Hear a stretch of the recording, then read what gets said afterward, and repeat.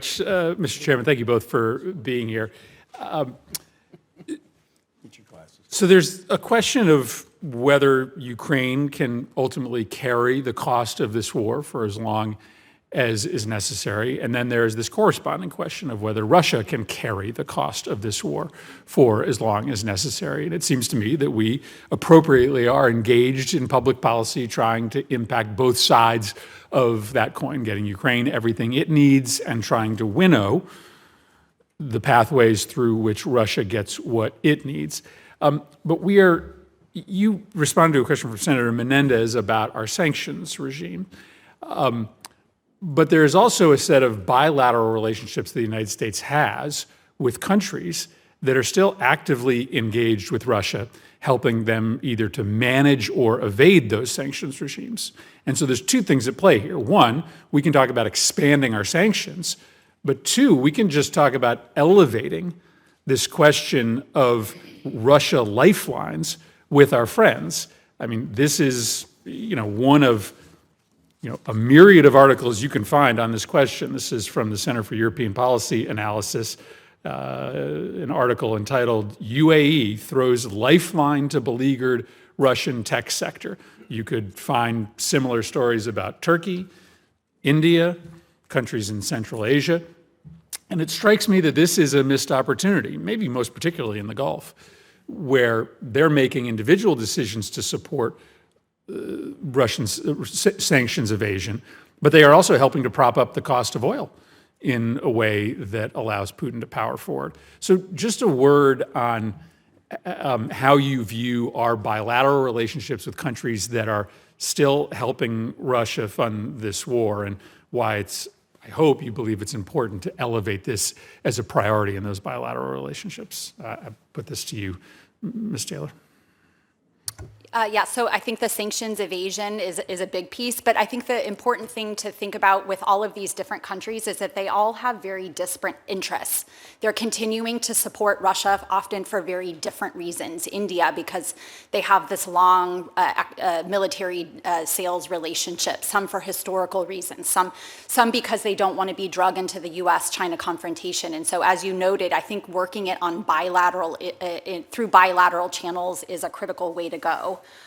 India, for example, this is an excellent opportunity to step in, the United States, France, some of our allies, to try to wean India away from its defense sales. It's not going to happen overnight. But it is an important opportunity that we can exploit and take advantage of.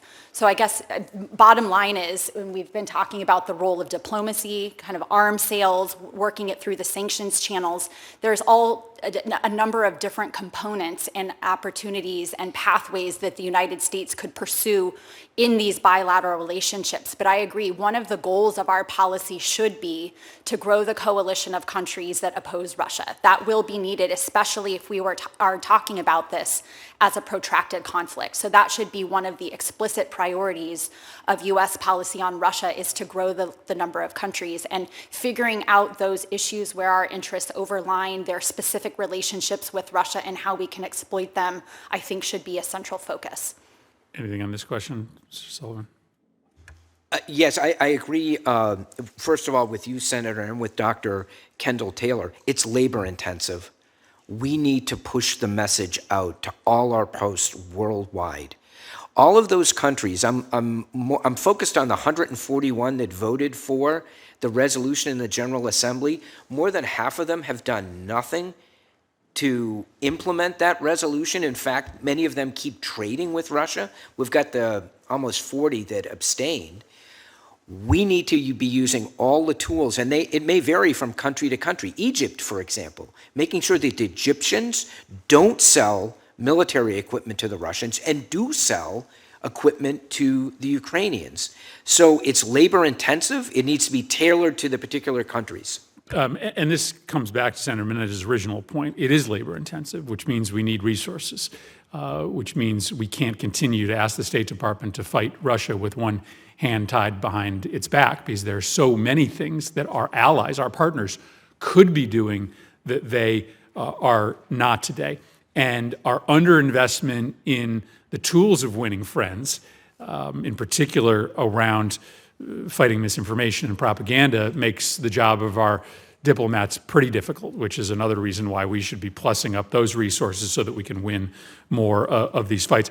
Listen, I think the administration has done a great job of rallying our closest friends, but I do think we have to shed light on the fact that that sort of next set of friends in the next concentric circle is kind of playing China off against Russia, telling us they'll work with us on China policy, but they're not with us on Russia policy. We have to elevate this dialogue on Russian sanctions evasions with some of our important allies not in Europe. Thank you, Mr. Chairman.